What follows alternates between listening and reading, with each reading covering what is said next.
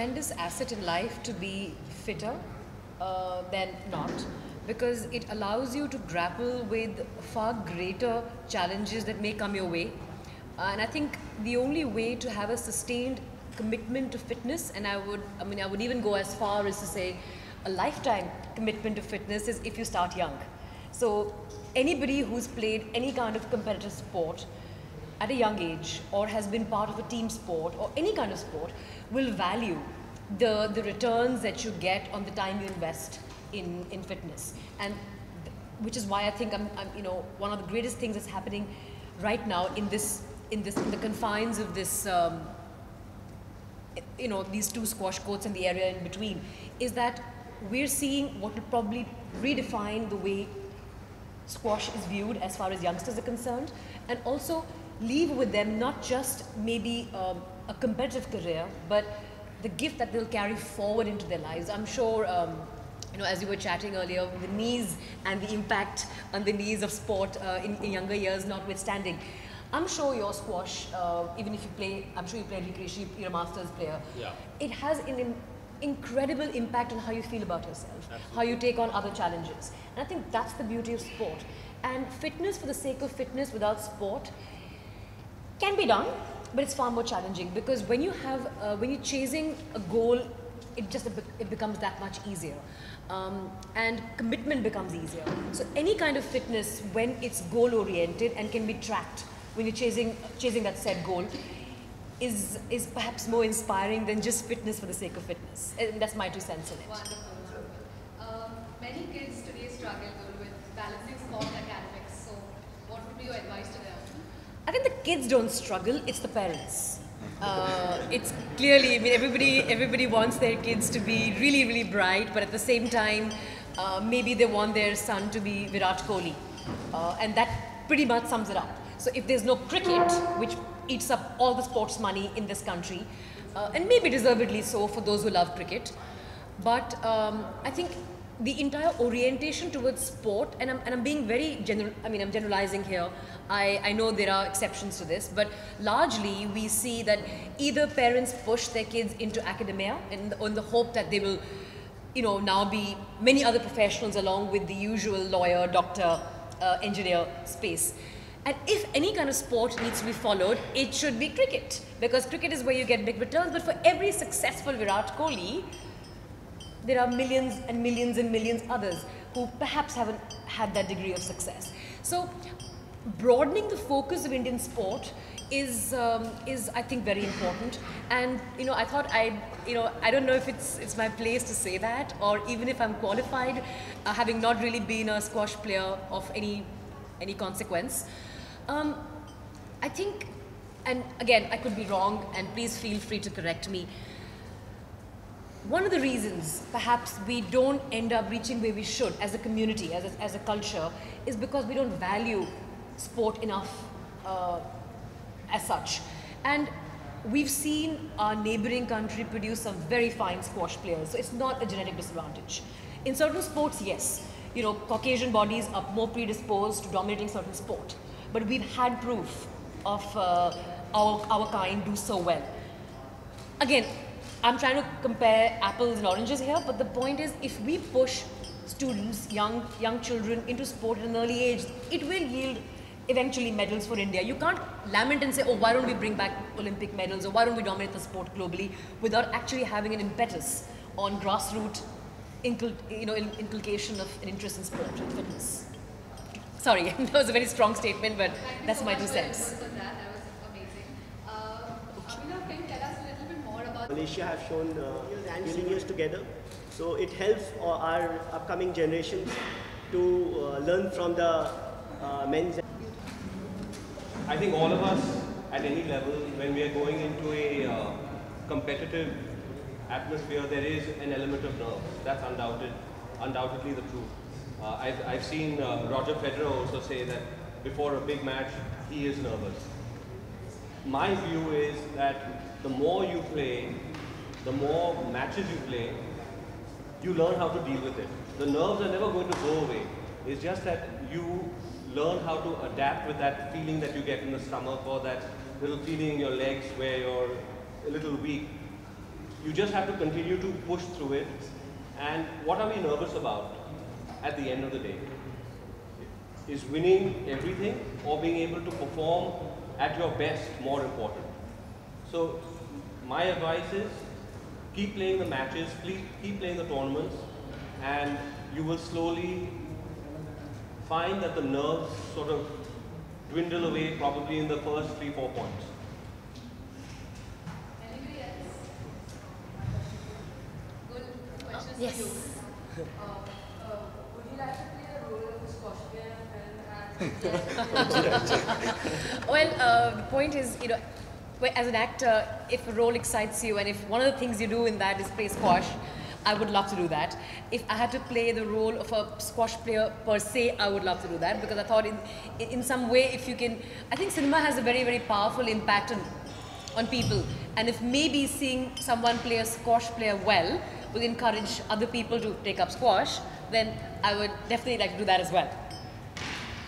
Just so that you know, that's my nephew. Anybody else? Ah, okay. Questions, guys? You can come out. They feel a little What they trapped. did, Yeah, they like a zoo, No. like a petting zoo.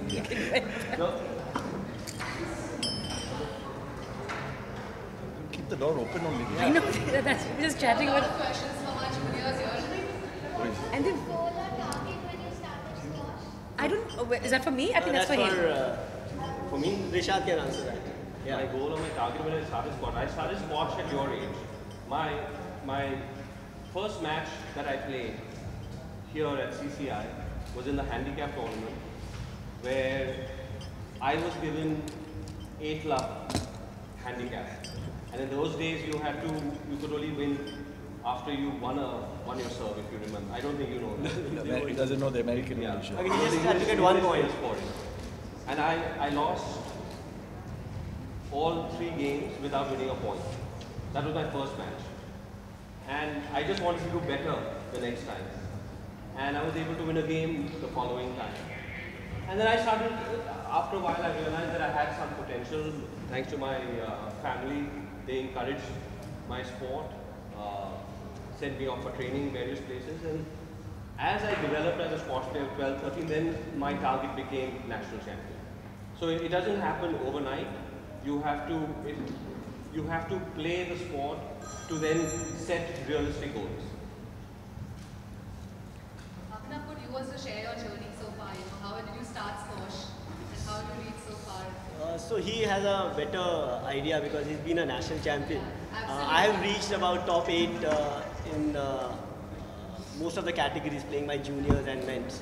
So yeah, I started at the same age at about 10 without any particular focus. Just started, loved the sport.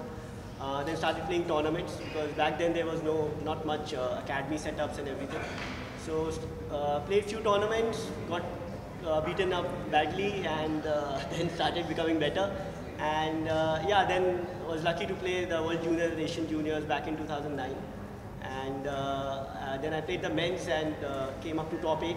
So yeah, that's. Anybody else? Okay. So we just have a very interesting thing for the evening today. We're going to be playing a quick game of squash with our junior champions, Arman Darukhanawala and Jay Pandole. So can we have that? Pandole. So Yeah, we can. should we That's do your that nephew. here? That's my nephew and that one's my grandson.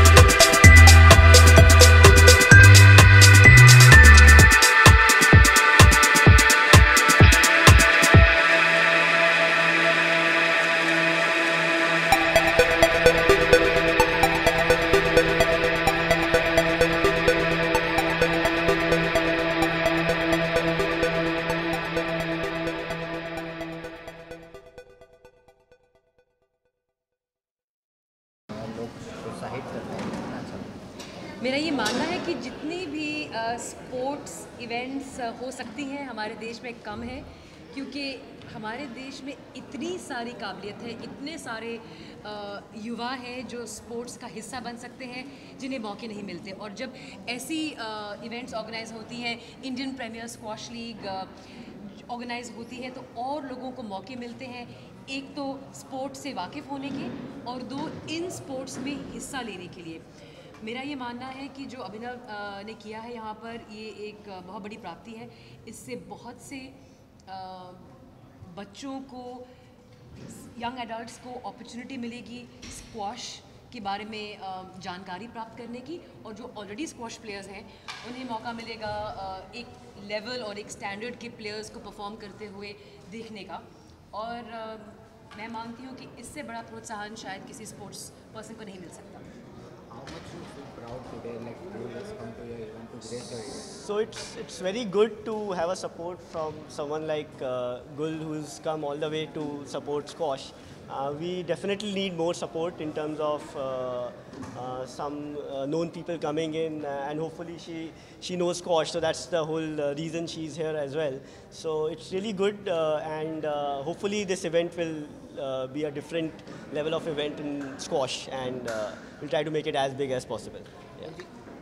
Squash की हम बात करें तो India में इतना औहदा, इतना level उनको नहीं दिया गया है जितना हम क्रिकेट को देखते हैं या और स्पोर्ट्स को देखते हैं, तो इसका कारण फ़िलहाल जो हमारी आउटलुक है, जो हमारा नज़रिया है, पूरा क्रिकेट फोकस्ड है। और अगर पब्लिक का नज़रिया क्रिकेट फोकस्ड रहेगा तो जो ब्रांड्स स्पोर्ट को फंड करते हैं उनका भी फोकस क्रिकेट की तरफ रहेगा। जब खेलने वाले लोग और जब पब्लिक दूसरे स्पोर्ट्स के बारे में जागरूक होगी तो जाहिर है ब्रांड्स भी उन स्पोर्ट्स में इन्वेस्ट करना चाहेंगे। तो अब जैसा कहते हैं, बॉल अब जनता के कोर्ट में है, पब्लिक के कोर्ट में है कि वो किस स्पोर्ट में रुचि दिखाना चाहते हैं, और उसी स्पोर्ट को फिर ब्रांड्स के ज़रिए फंडिंग ज़रूर मिलेगी, पर पहल तो लोगों को खुद करनी पड़ेगी। ऐसा नहीं है कि कोई रेड कार्पेट लगा देगा, बोलेगा आइए अब आप ये गेम खेलिए। पर मैं बस इतना ही कहना चाहूँगी कि स्पोर्ट से जो भी लोग बचपन से जुड़े रहते हैं वो ज़िंदगी भर जुड़े रहते हैं, और उनको स्पोर्ट के साथ जुड़े रहने का बहुत बहुत फ़ायदा होता है। Thank you very much. Thank you.